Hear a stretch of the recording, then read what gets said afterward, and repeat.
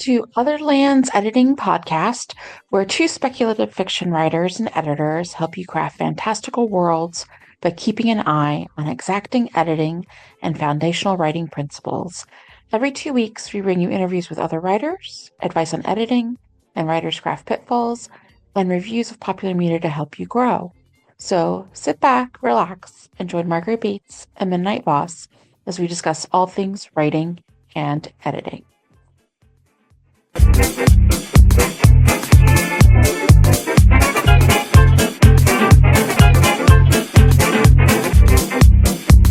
Hi, this is Margaret Bates, and I want to welcome you to this week's edition of the Otherlands Editing Podcast. And I have Midnight Voss here with me again.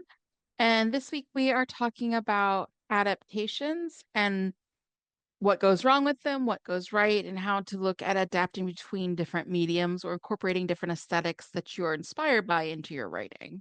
The first part is to say that we got inspired for this episode by looking at some of the buzz or anti-buzz, is there a word for that? Negative booze at The Electric State, which is Netflix's new somehow $320 million movie from the Russo brothers, who directed a lot of the Avengers films, and looking at how it started originally from a graphic novel that had been very well praised and had been really taken seriously as a piece of art, and instead got something that was neither of those things. Do you want to explain a little bit about, just in general, some brief plot points? It doesn't have much of a plot, so it's not a lot to worry about. What? Uh, it Okay, so it's the 90s because aesthetics, and this girl's brother dies, but then doesn't die, and then he's in a robot. Also, there was a robot war at one point, and then she goes out to go find his body because he's not really dead, and then they fight a bunch of stuff, and then the brother actually dies. That's it. That's over. Yeah, that's pretty much it. In a slightly less flippant way, it's basically like if E.T. met like Ready Player One or something. It's super derivative and it's super trying to go for this member berry, remember the 80s, remember the 90s aesthetic that's ripping off Spielberg stuff. It's supposed to make you care, but it doesn't. To be super general about it, Millie Bobby Brown from Stranger Things plays this girl out to find her actual brother because his consciousness is split into this robot. And she ends up bumping into Chris Pratt, as you do, who's like a smuggler and trades illicit goods from the 90s, like Billy the Big Mouth Bass and Twinkies or something. And they find the survivors of the robot war in this internment camp for robots, and they fight a big evil corporation because there's always a big evil corporation these days.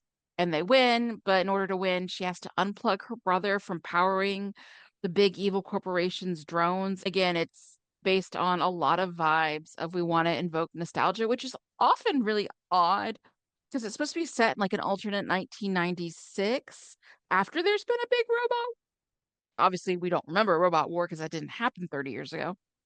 But a lot of the song cues and even the aesthetic of the feathered hair that especially both Millie Bobby Brown and that Chris that no one likes, Chris Pratt, that's it, feels kind of 80s. So I don't even think it knows what time era it's trying to mine for It nostalgia. doesn't have a real strong identity, even in its aesthetic, as what it's doing. And I think that's like connected to some of the things that we've talked about is that there's no underlying substance to it. I assume that the graphic novel did actually have quite a lot of substance, but because they don't have a point of view, then it's just this frenetic reaching for things that might stoke nostalgia, and it A doesn't work that way. photocopy of a photocopy of a photocopy. You can't echo to something that echoes to something else when you don't have anything inside of your original package to begin with. It's thin.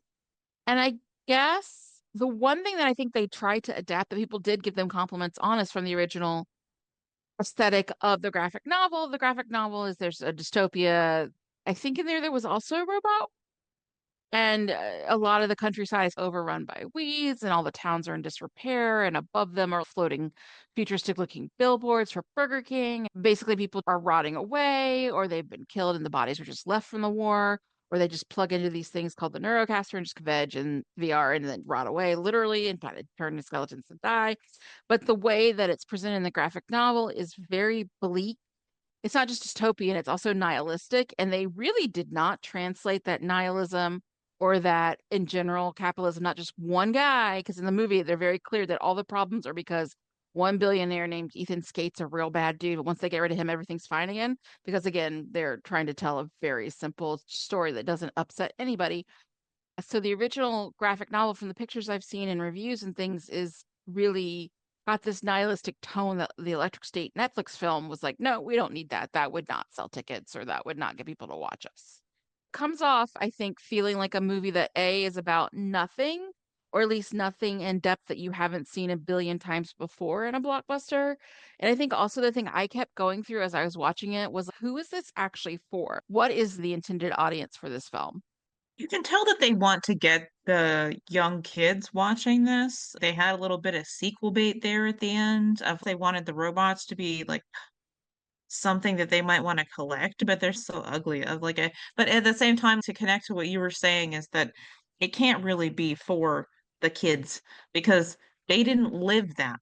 And there are certain things that you can affect a historical nostalgia for, which would be nostalgia for something that you never had as a kid.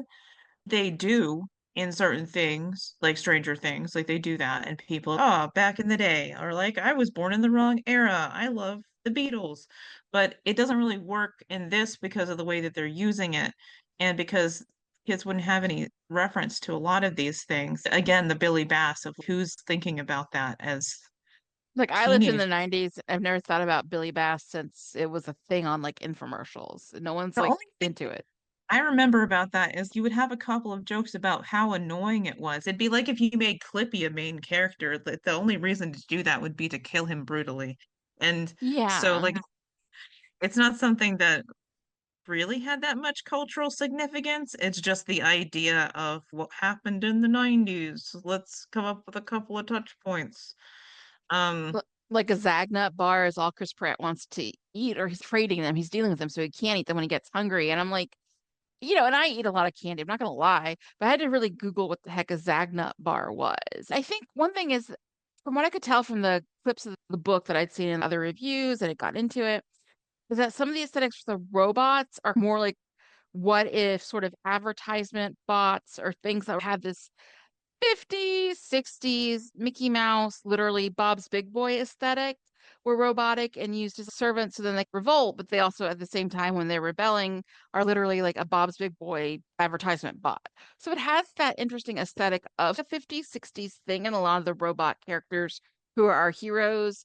There's this male woman bot, and she doesn't have exactly like a Betty Boop face, but she has this 40s, 50s aesthetic to her face. So I get that they were trying to bring that aesthetic divorced the nihilism from the original graphic novel to make what you said like merchandisable robot friends, but it all falls apart because eventually the concept of why do we have these robots at all in this alternate 1996 is that in like the 60s when they opened Disney World, there were automaton robots at Disney World, so they have the Mickey White gloves and all of that. And so they're kind of like 50s bots, and we have to defeat them with it just none of it really adheres together. There are just so many of them, and none of them really connect. I think that if there had been a point of connection, again, like you mentioned that early on, that it's kind of like ET, but the problem is that she can't talk to her brother. He just talks in catchphrases. And because I'm not connected to any of the characters, I can't really immerse in this world. I'm too busy saying, why is it like this? And if they had not spent so much money on it and just animated it, I probably wouldn't be questioning it as much because I don't know, there's a level divorced from reality when it's an animation. So Yeah, like it could have been like a weird sort of hear me out, cousin of something like the Wild Robot or Iron Giant, but also sort of Brave Little Toaster vibes because the Oh robots are yeah. semi-inanimate. I mean, they are supposed to be alive, but you can get that kind of vibe of these inanimate beings that have set out on a quest. But you're right, you get so many robots that you don't really get any time with any one of them, even her brother, except he talks in these stock phrases like Bumblebee in the stupid Transformers movies. I guess they wanted to copy that. But I But none of also the would robots say are that distinct enough, really. even Chris Pratt's character, even Millie Bobby Brown's character, like they're not really characters. They don't have anything going on. Neither of them has an arc of they just kind of No. show up and do things because her brother is brilliant, but his brilliance has nothing to do with the plot. He just had a neat brain that they wanted to run Skylink on. So Yeah, Skylink, Skynet, whatever. he's basically like if they had the batteries from the Matrix. It's the same thing. Like even though it's established in the very first scene that he's some genius who can outcode and do math problems that Einstein couldn't do in 3 days in like 30 minutes. It's a plot point for half a second. They're like, no, we just took him up because his brain's so special. It runs our whole who gives a crap? Neuralink. It's not Neuralink, it's neuro something, but it's the same idea. Like all our brains are online in VR. Winky Swinky. Yeah, but it Yeah, has like nothing to do with him being smart. It's just he's got a special magic brain. which means that we also got that scene at the beginning and it had no purpose. There was no reason to even watch that scene. It made me so angry. So we have the scene where it's like, oh, brother, you're so special. I have no goals of my own. And then we go into a 10-minute news clip about the war. It's And at then least 6 or 7, and it gives serious Forrest Gump vibes because they even, and this is true, like CGI a version of like 90s Bill Clinton signing a peace accords with the head of the evil robots and the billionaire guy who's supposed to be helping humanity with his drones or whatever. But the head of the robots who gets into the internment camp is, I kid you not, Mr. Peanut from Planters Peanuts. So yeah, you get like the first scene with my brother's smart and I have no goals, and then like a 6 minute video reel of this is what happened in the war. The next scene is you're back with Millie Bobby Brown, but her hair has changed color. So now you know she's having a sad thinking about sad things while trying to get her ankle monitored off. Now she's clearly in foster care, and you're like, what happened to her family? From like literally 5 minutes ago. It has three starts in a row. yeah, they really could have just started with Millie Bobby Brown as where she is, start where the story is, and then given us some backstory with a clip of the news. I didn't need the whole news program. They were Thanks. super proud about that Bill Clinton CGI for the 90s aesthetic thing, and they were going to use it, darn it. Which oddly, it Mm. looks worse than a lot of the Forrest Gump CGI 30 years ago. So that's a lot. That's a sign that I find with a lot of bad movies that I think also translates sometimes to books that I'm not going to say are bad, but definitely need subsequent drafts to really smooth out and figure out where your starting point actually is. We were joking as we were watching The Electric State that the three or four beginnings that couldn't decide where to start reminded us of Morbius, which is never good to be compared to Morbius. So in that one, you start in the cave and you're exploring some bats. And no, it's a flashback to Greece and like I assume the 1990s because Morbius isn't that old, but it looks like 1968. So I don't know if that's just Greece being old. And then he did not go into the Nobel Peace Awards as an adult. And like you're like, wait, stop. It's been 10 minutes. Where am I going?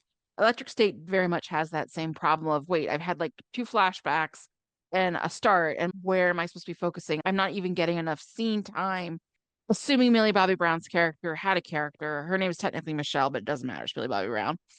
Even if she had a character, I'm jumping around from scene to scene so much that I can't get some kind of sympathy or connection to her in the first 10 to 15 minutes because I'm so discombobulated. So I think that's one thing is as you're writing a book, as you're writing even a novella, saying, where am I actually starting my story? And I think you're right, Midnight, that you could have started it with her at her desk in her bedroom trying to get the ankle monitor off and her awful foster dad yelling at her. And that could have been a start because they don't trust the audience to understand and intuit as you go through the honestly minimal world building. There's been a robot war. We're in an alternative timeline, and this is picking up the pieces after something like that's happened.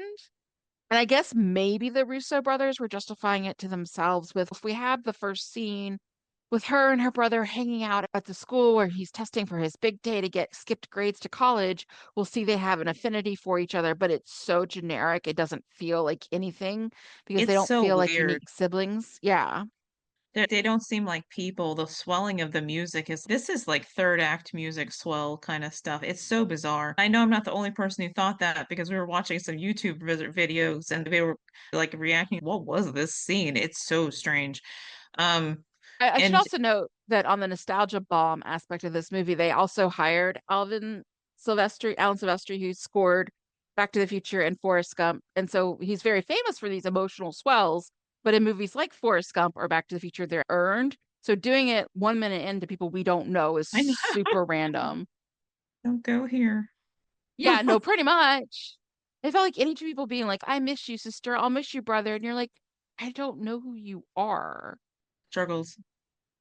Yeah. And then I think another thing we talked about, and I hit on a little bit, is just this aesthetic without the substance, where it's like clearly they thought the art of the graphic novel it's based on was lovely or haunting, but then they divorced it from anything that was actually haunting about it because it's not, even the pictures I've seen in reviews, it's not something that bangs you over the head with this is my point. I mean, it sets you up, it has an interwoven component between the story and the text and the pictures, etc. But it's this really haunting, nihilistic, everything's broken landscape. And somehow, I guess because money, they changed that to an aesthetic to be how could we literally be a 90-minute Planters Peanut commercial?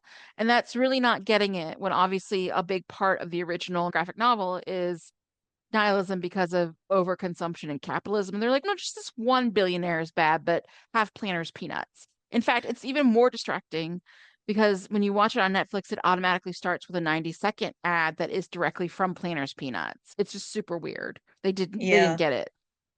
They didn't get it or they don't care to get it. So I think that means we need to segue into one of our main topics here is like there are things that you can do in certain media that will enhance your message or create different buy-in from the reader or creator or player. And that is just different. And there is a way to create something that looks very artistic and desolate in a graphic novel that you're not necessarily going to be able to translate to live action. It's very hard actually to translate comics, and it doesn't surprise me that the creators of this were behind some of the Avengers movies, because I think that even if some of these superhero movies are great, I love comics, and it's very easy for the needs of mass marketing to iron out all the differences in charm and treat everything like a gimmick. That's what it feels like with Electric State, is that they've gotten this aesthetic, but it's also the gimmick of look at these weird looking robots. That's it, because they can't handle more complexity than that, but you can handle a lot more on the page because people are reading it very quickly. So Yeah. like they're taking it in and processing it in a different way. There's differences in the way that you can do pacing in comics. This is something that we've seen over and over again when they try to do these live action versions of anime Manga, and especially. manga. And they're like, that 5 episodes will cut it for an anime that was 100 episodes, Yu Yu Hakusho. We recently watched Uzumaki, which they gave them 4 episodes. My God. The problem with this is that a lot of these, by nature, this graphic novel may be serial, is you may have one that goes from point A to point B in a regular plot structure, but you also may have them jumping around or doing things with time because they can. And so Yeah. when you take that and you push it into a different medium and don't consider the limitations of that, then you're going to get a mess. We actually watched two versions of Uzumaki. We watched the version that's the HBO animated anime, which is still too short because it's got apparently the entirety of that manga's run, but it's I think each of the episodes like 25 or 30 minutes, and there's only four. So you're right. There's some episodes that feel like the lead character, the heroine, is Kyrie. And it feels like, gosh, this girl can't catch a break. I come back from we don't pay for the non-ad version of HBO. So you come back from your little 2 minute break about a snack or a deodorant, and all of a sudden Kyrie's got another hospital problem she's in for. And you're like, this just happened to Yeah, her 10 minutes ago. And it's just disorienting. yeah. You know, I think thinking about what the limitations of the medium you're working with is really important. As disjointed or rushed, I think is really more the word, as the anime could feel. The theatrical film, which is live action from 20 years ago, felt both very slow in its pacing and like it didn't decide what it wanted to do, which is not 100% its fault. The manga wasn't completed by then, so they didn't know the ending. But what I will say is they, bless their hearts, probably had like MS Paint and a bag of Fritos and some Coca-Cola or whatever as their budget and like some duct tape. So they obviously didn't have a lot of money, but then they did make the active decision to make a live action version of a manga that even by that time that many installments was out was very heavily body horror based, and that's a kind of expensive set of special effects. So one of the reasons I feel like they had to do slow pacing and focus for a really, really long time on just Kyrie even noticing things were happening in a spiral really starting to heat up about 45 minutes into the 90-minute movie is they didn't have but so many special effects they could do, which I don't obviously think you we don't have to ever worry about. fully got the Sneeple. I'm very disappointed without having snail people around. It's just so No, the snail sad. people are great and they are really fun in the animated anime version because there's a lot of snail people in that first and second episode. So if you like snail people who make eggs, then this is the show for you. But again, it's like their constraints. Obviously, it felt rushed in the anime because you're taking all the manga into less than 2 hours. It felt like nothing was happening, bless its heart, in the live action movie because they didn't have the budget to mimic what was the real terrifying body horror and some eldritch horror, cosmic level horror of Yeah, there was no way manga they were going to be able to either. do that. They couldn't afford it. So it's kind of just like drawing time. I don't know what they thought. They wanted to real badly. This is neither here nor there, but I feel like people have lost their ability to work with no budget because there were absolutely moments from 80s movies where something looked absolutely beautiful and they really literally just painted that on something and used camera tricks to make it look like it was real. Yeah, there's So, something to really be said for matte painting, which is a skill that I think people have lost. But if you look at something early 90s is actually Newsies because the sets are obviously indoors or whatever, but they do these beautiful matte paintings at scale. They do the sort of film trickery to give you these visions of 1900s, turn of the century New York, sunrise and sunset, and it's gorgeous. But you see that kind of matte painting examples and things, also like certain broader scenes of the city in Ghostbusters or vistas in The Princess Bride. I think you're right. I don't think they have that skill to do that anymore. yeah. Well, we got Mr. Peanut. So, let's move this along and talk about video games because this is another arena where people want to make movies out of it or they want to take it to another venue. And it's extremely challenging to do that. I think everyone knows this if they're like, oh, let's make this series into a video game, and everyone's anxious. Well, yeah, I think we can name on one hand the number of good adaptations people like of video games. And even starting in the mid 90s, there's just a graveyard of, oh, geez, this was terrible. I'm gonna throw my hat in the ring and say that I think the worst video game adaptation is probably House of the Dead, but Uwe Boll's a special version of hell will never bring you to, dear listeners. But we all know the 90s Doom or the Mortal Kombat. Like there've been some really bad movies. And I think one that comes to mind that's been hard to adapt, even though it's so quintessential, is Super Mario Brothers. So Which its original adaptation was iconic in its own way, especially in that way where they did not try to make it look like the original game at all. if you don't know, because it isn't on streaming, we looked. I think you can buy the DVD, but I'm not even sure it's on that. But the original 93 Super Mario Brothers, starring John Leguizamo and Bob Hoskins, who was British, by the way, he was, as Mario. You know, right there, things are a little weird. But it's basically where Mario and Luigi get sucked into an alternate dimension, which, okay, follows the games. But in this case, it's like almost the neo gritty underbelly of a cyberpunk dystopia. It looks more like we're trying to be Blade Runner on a tiny budget than it does Super Mario. It's very odd. And everybody there is descended from dinosaurs, and King Koopa is played by lovely scenery chewing Dennis Hopper. But he is much more, and this is not a hidden secret, more like a kind of a send up of Donald Trump or an 80s building tycoon or like a corrupt politician, all those kind of mixed together. And there's fungus and de-evolution guns and special boots that Big make you Bertha jump really high. with her Yeah. spiky dress. Shout out And Big Bertha, you killed it. the like mushroom people aren't Goombas, they're like people who get de-evolved, so they're like 7 feet tall with tiny little like lizard heads. I don't know. It's a mess. It's a mess, but it's a mess that's kind of delightful in a way because it's like source material. What source material? We just really want to tell this post-apocalyptic story that's kind of a rip off on If You Squint a Blade Runner. So this is what you get. And you're like, well, this is a thing that happened. So I guess it's bad. No one liked it. No one said it was good. Everyone was very confused when it came out, but I think it has in the I internet liked it. in intervening 30 years, it has had a lot of love to it as a B movie that's so bad it's good because it swung for the fences the complete opposite direction and it Right. I'll created tell you something why it works though. special. Yeah, sure. Okay, so the reason it works is that Luigi has a character arc. Like he has stuff that he's trying to go through.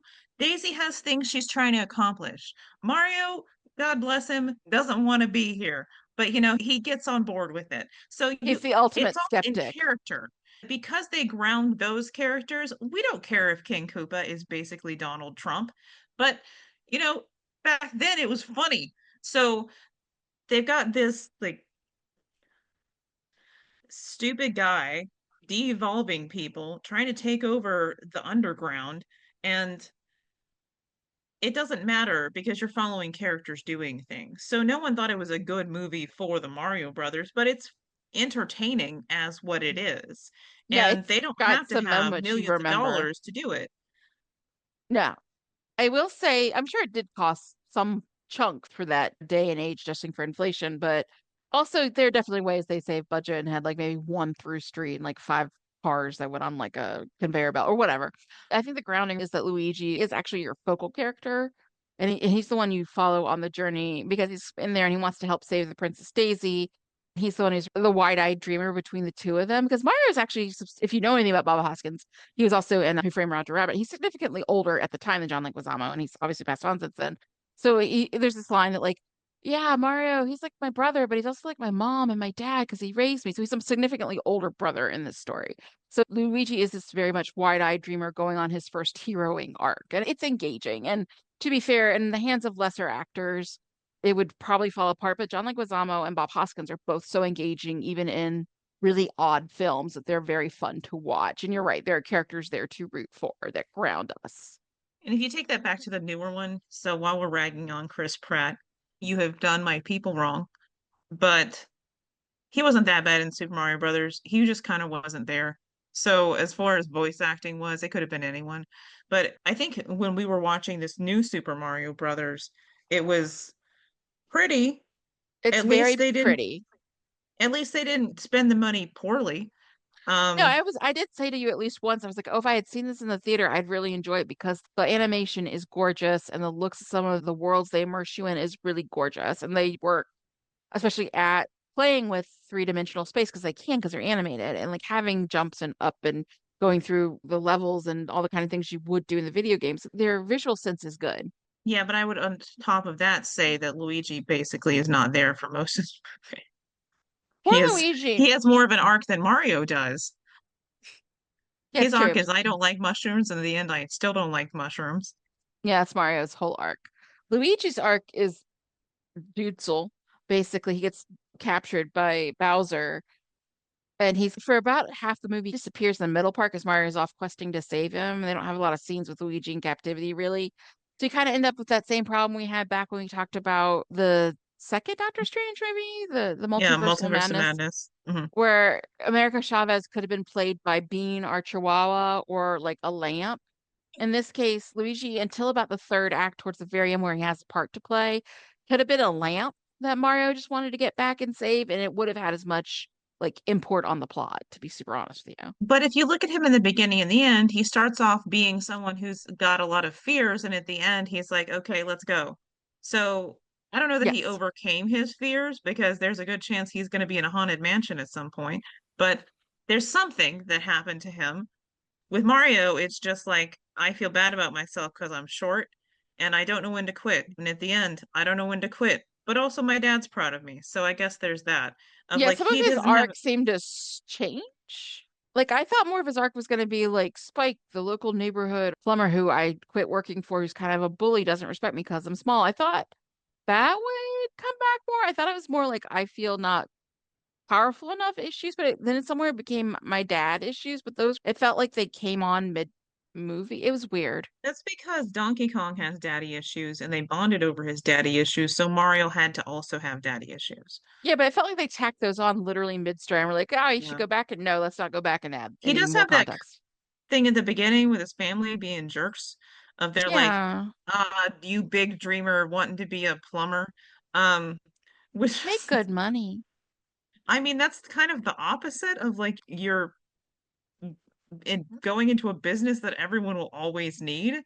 Yeah, So that's wild of there are saying three that, things you need: your mechanic, your plumber, and your computer repair guy slash internet repair guy. If anything happens to yeah, those three things, your life is done until you can fix them. yeah, I don't know. But so it wasn't bad.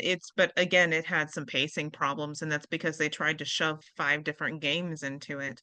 Um, Yeah, I feel like it's a reaction to the opposite of this Mario Brothers movie from 1993 has literally nothing about Super Mario in it. Let's put all the games in this one movie. So it's like the manga squeezing all the volumes into the movie. It's all the video game versions into the movie. They went all the way to Donkey Kong and Mario Kart. they just wanted to put everything in it. And I will give it to them that some of the world building is entertaining to watch. Like what if it is just kind of how they get around all these things that move all the time? Yeah, no, I mean it's Disorienting. not. I thought it would be bad because I'm gonna be honest, I'm predisposed to not like Chris Pratt, so I'll hop to it. But it wasn't terrible. It just didn't have any characterization.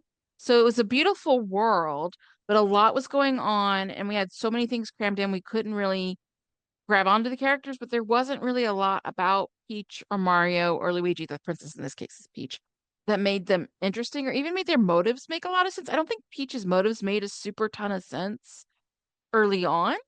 She's just around. She's just doing her thing. Well, she's I go on this quest to talk to Donkey Kong to get his army, his dad's army to fight King Bowser. And she spends a day though making sure the human Mario gets a montage. And I think it's because if he uses a mushroom to get tall, then he can be really formidable. So I guess she thought that would help because all the toads are tiny. But it's not really made explicit. And it's like, well, you seem to be really under the gun to get to Donkey Kong's army, but then you took a day or two to indulge Mario and train him, even though he's not good at what he's doing. It's just a There's little also no muddled. real reason for her not to just get the mushroom herself and fight Donkey Kong. She seems capable enough. I think because woman, Yes. yeah. Hmm. So I mean, both versions are obviously flawed adaptations of the video game. It's just that one, I think, tries to do too much at once, so you don't get enough characterization to make it go through. And the other one just went and did its own thing, possibly while on peyote. It's really hard to do both. It's hard to do like the feeling of the video game as well as the characterization at the same time. So I'm going to shift us away. We did have an example from The Last of Us that was good, but it was good, so I'm not going to say anything about it. With Five Nights at Freddy, it's really actually hard to get the feeling of playing that game into a movie format because the first couple of games are just you trying to check a bunch of screens so these evil animatronics don't kill you. And that's like the first, second, and a couple of the other games. There's one sister location where you get to move around a little bit more. Then they have this whole expansive lore background to it of what really happened. So, inconsistent lore, the feeling of the video game where you're actively making the choices, like you're in the driver's seat, not something you can do with the movie. You have to have a character to follow. Then you have on the opposite ends of the spectrum. I know Willy's Wonderland isn't actually the movie, but Willy's Wonderland gives you the feeling of being in that movie because he goes around, he fights some animatronics, and then he, I don't know, did a little Leaves. mini side game, like a what are they? Side quest? There's a specific thing of like when you have a little mini game. I think it's just called a mini game. I'm so tired. You have like a little mini game in between the you go off and you try to hit this ping pong bong or something, and it's nothing else. Like he doesn't have a character. He talks like you said, like maybe once, and but I you don't have know the if Nick feeling of Cage is being in a like, video I'll game. charge you more if I have to learn more dialogue, but it feels like he did because I think he says one or two lines at the very end of the movie, but you go through 85 minutes and it's basically silent because he just reacts to whatever the animatronics might say, but he doesn't say anything. So it So is he very gaming fights, because there's no dialogue. he beats the level, he does his mini game, he goes on, and he doesn't talk. So he is that silent protagonist that you get in so many video games. You're like, why doesn't this person talk? They just don't. Um, Yeah, no, they just because don't. they're supposed to be you. And on the other end of that, they have the actual Five Nights at Freddy movie, which was contentious among people who played the game because there's so much lore that you can't, you got to pick something. And you had to make Mike a real character instead of just some guy who flips screens on and off. So it's a challenge. But I think they did okay with it. They did a couple of shoehorny phrases in there that I don't think was advisable, but they got a good cast. They tried to put some characterization and motivation behind it, and it didn't look terrible. What else am I asking for? I think the other thing is when you talk about adaptations or you're talking about going from one medium to another, I know this sounds real basic, but they are different mediums. They have different purposes, they have different structures and conventions. And when you change from one medium to the other, there are things that you can do in a book to a movie, which obviously, unless you have some magical budget or know someone in Hollywood, is probably not going to happen for you, but props if it does. But it goes the same way. I think that's why we're talking about the aesthetics that they wanted to translate from the graphic novel of Electric State to the, we'll call it a movie because it technically does have a beginning, middle, and an end, and it does move. But when you take something that might be an aesthetic or an idea or something you saw or want to emulate from a video game, from a movie, from a manga, that they exist in a different way, in a different set of conventions than what you might do when you're laying out a novel. Yeah. As there's different expectations, there's different things you can do. This goes all the way back to Scott McCloud's Understanding Comets, where you're thinking about putting things in different ways on the page in a visual medium bridges things for the audience in a different way because you know that in your novel people are going to be engaging on the written word. You have to evoke that through words. You don't have anything else.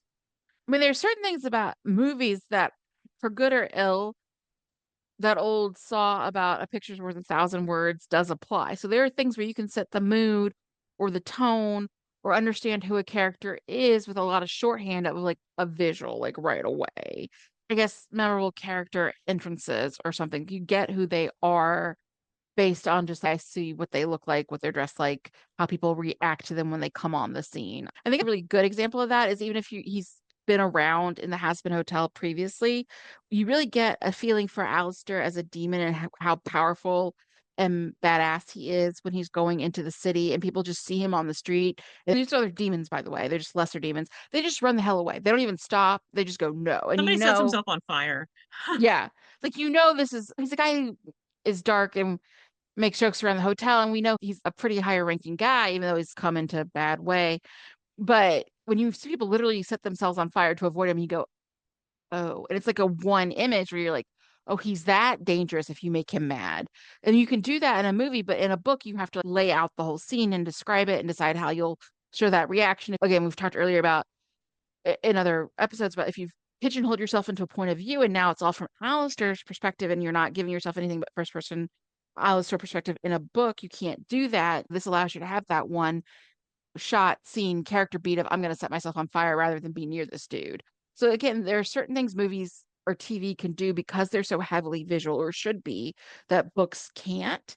But there's things that books can do that movies can't or shouldn't. I don't mind a narration in a film if it's done well. And there's some narrations in film that can be very fun. I think we talked previously about Harley Quinn because she's an unreliable narrator in Birds of Prey. So a lot of what she says is almost like gets at her character and makes you kind of question the timeline of the film and the heist and all of this and how it's been set up with the diamond. Conversely, you can have narration that is just there because it was in the book and all it does is slow pacing and be a crutch because you don't set up characters on your own in a film way. And a good example of this is Twilight, which actually reduces a lot of Bella's narration from the book because it's told from her perspective. And it's actually beneficial to Twilight because as annoying as Bella is as a narrator in the film, she's 100 times more annoying and self-involved in the book. So you actually get the better version. I know that sounds impossible in Twilight. And in the Fifty Shades of Grey, which is basically the same book, let's be honest, and the same movie idea, except with BDSM instead of vampires. There is no Anastasia Steele inner monologue or narration at all, which is very good because in the book, it makes her sound like she's a child. I mean, yeah, she's like 19 or 20 and about to graduate college or something, but her weird refusal to use adult words, and she sounds like she must have been some sort of homeschooled church kid. She's not, but it reads like she is.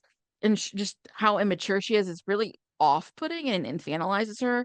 So there's times when you have to do a heavy lifting with writing your character and writing their narration and then balancing out, am I overdoing it or am I writing the narration of someone who's actually not really likable and I'm not aware of it?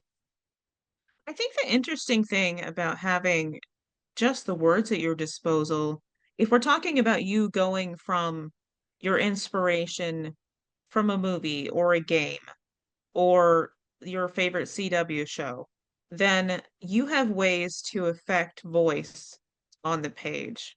And it's worth practicing that because there's so many things you can do that will almost make the reader hear the voice. And that brings so much more to your characterization that they're just not going to get because narration in video in like movies is not as interesting. It Um, isn't. And I think it can be a crutch unless you have it there for a sardonic or undercutting purpose for some reason. yeah, there are uses for it, but I mean, there are limitations when you use it in a movie or a show. Of obviously, if you're doing something like what Veronica Mars, then you can have your narration or whatever.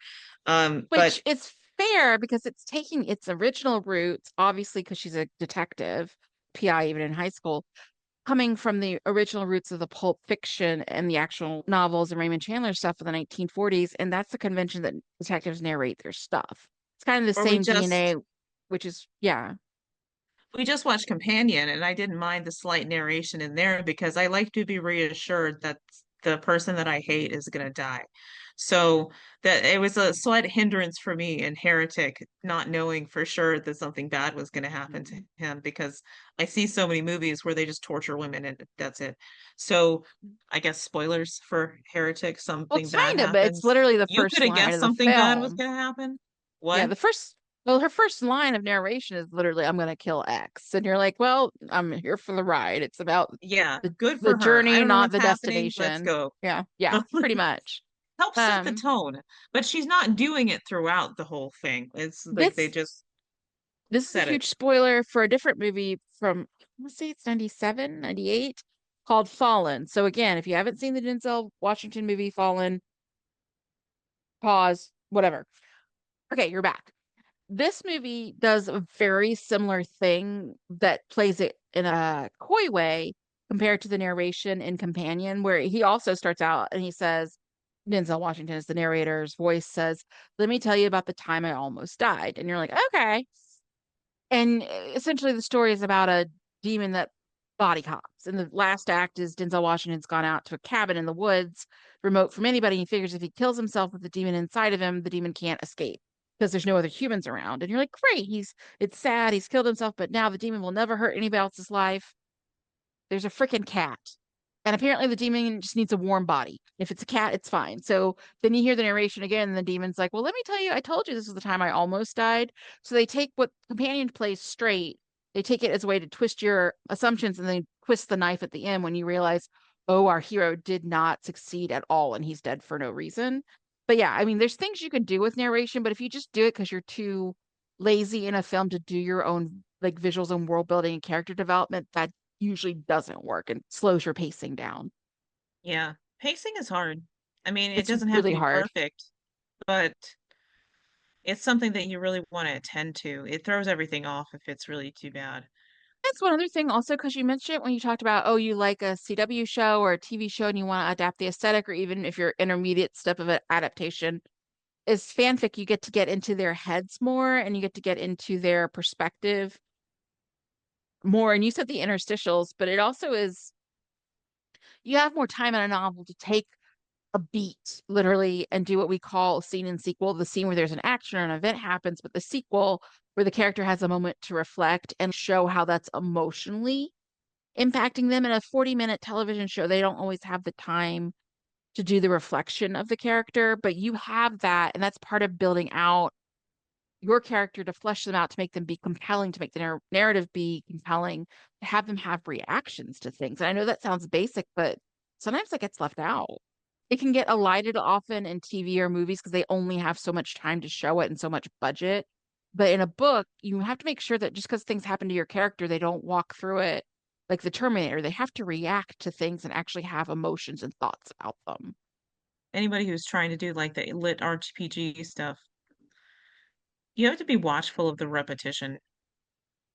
In a game, you're doing something. This is also with television. So, two examples, I'll give you them.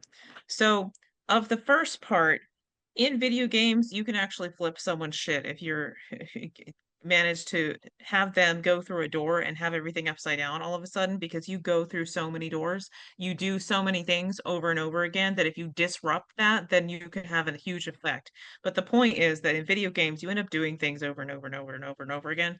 So you don't really notice. But if you're trying to narrativize that, then you want to be careful about the ways that you're repeating things. And likewise, in dialogue, because people are stupid and forget the characters' names all the time, in television, people say each other's names every other line. It is obnoxious. If you write it out, it's obnoxious. So, like, that's something that you want to be aware of their how do you affect this character's voice without him saying the person's name every line?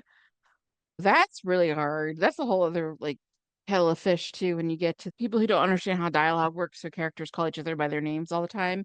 I mean, there's this repetition of games, and I don't play games. I honestly tapped out at like Donkey Kong Country because I'm not good at first person shooters, and after an N64 I lost it.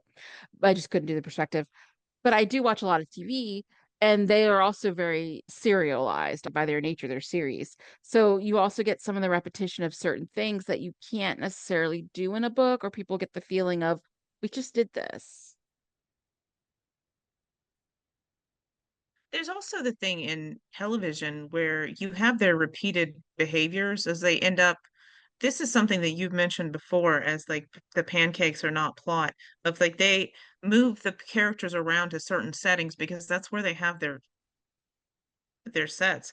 Okay, we're at the coffee shop, we're at the dinner table, we're at the coffee shop, we're at the club, we're at work, we're at the coffee shop. If you're thinking of what feels natural in the television show doesn't feel quite as natural in, like, why are we back here? Why is this scene here again? When I also talk about pancakes are not plot, I feel like that's why a lot of books creep in scenes where they're having breakfast or a meal, but it doesn't actually forward plot. Because again, a lot of TV characters, especially sitcom characters, will have scenes where they're sitting in a living room or a family room or a bedroom. But in a lot of sitcoms, if they're going to have a scene, they're often going to put it in a kitchen or like a coffee shop because it gives literally the stage directions the actors things to do and move around and hold and handle. Whereas sitting on a sofa between two people isn't very engaging.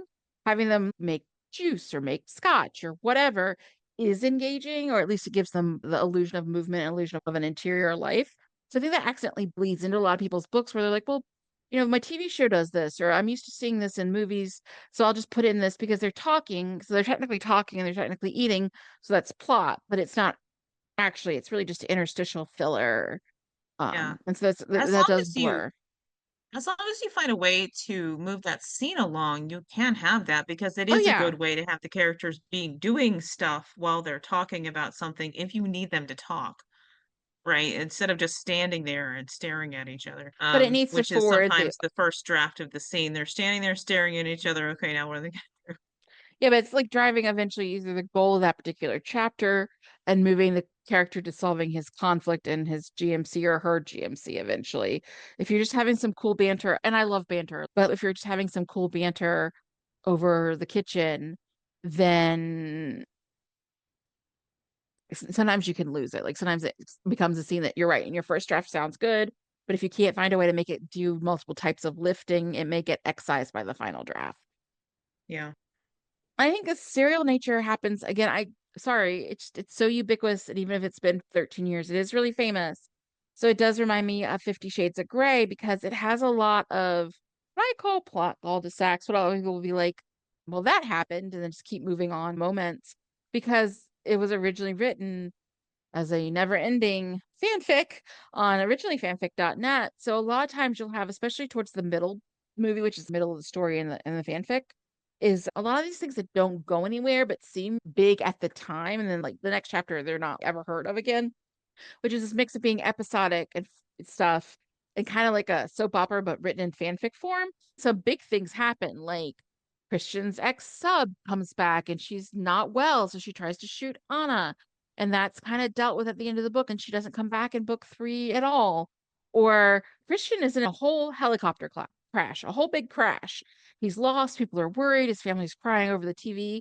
2 chapters later, he shows up and it's not a big deal, barely an inconvenience. And that really is grating in book form. But I suppose if you're reading it week to week as a fanfic, like little episodes until she got enough comments to post the next chapter, that week or two of delay till the like, oh, it's fine chapter was more gratifying. So you just have to be aware of that kind of thing of, are you making something a bit too episodic, which doesn't really fit a novel? Also, I think that fits the umbrella of if characters keep reminding you of things that have literally just happened a couple of chapters back, as if you have amnesia, that can also be an artifact of episodic adaptation from if you had a serial novella on something like Radish before you made it just a novel or a fanfic that you file the serial numbers off of.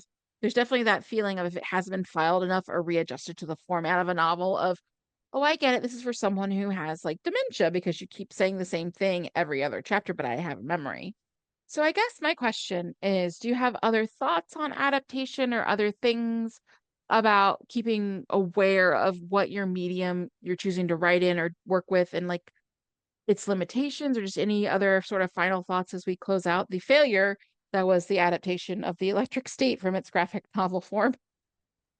I think that there is no saving the electric state, and there never was, because they weren't interested in telling a story. They were interested in getting Millie Bobby Brown to be Millie Bobby Brown and Chris Pratt to be Chris Pratt, and then some robots, and something happens and the music swells the end.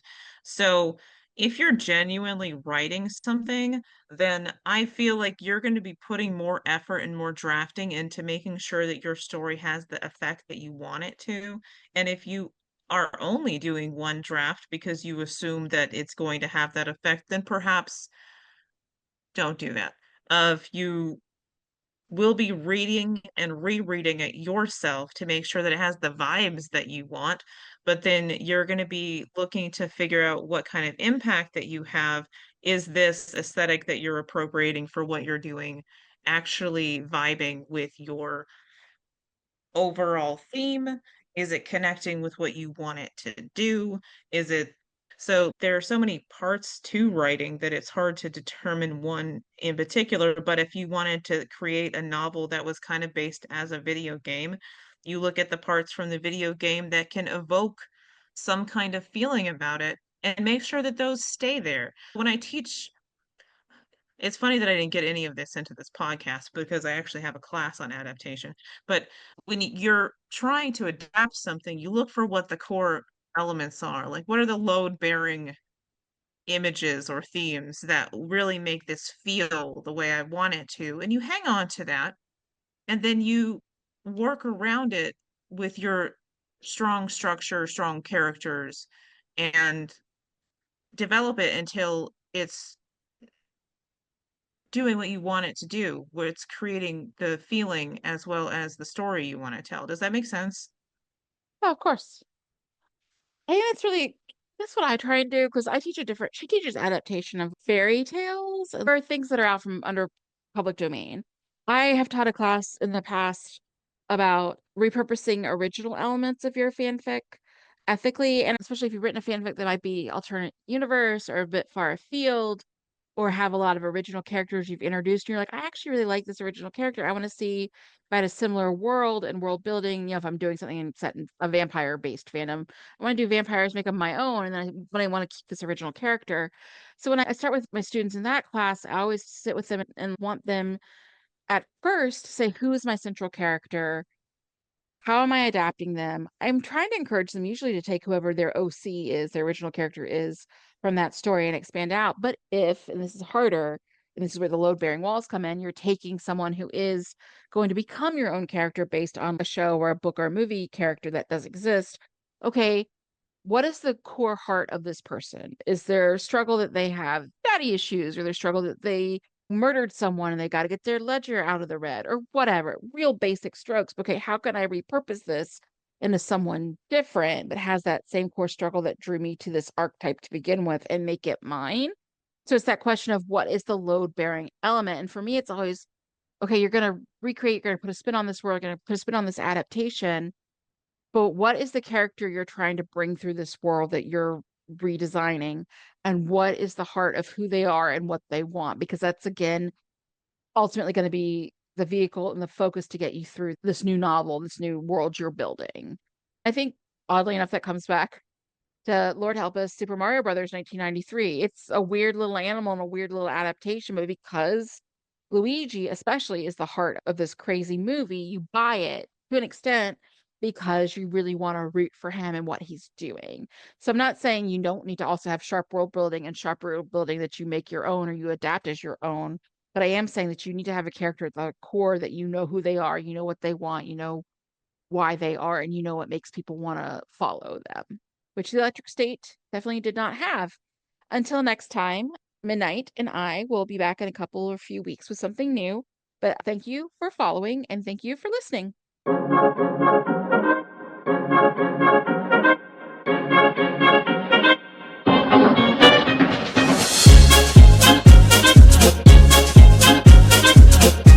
Thank you for joining the Otherlands Editing Podcast. Look for our next episode coming soon. And in the interim, be sure to like, share, and subscribe.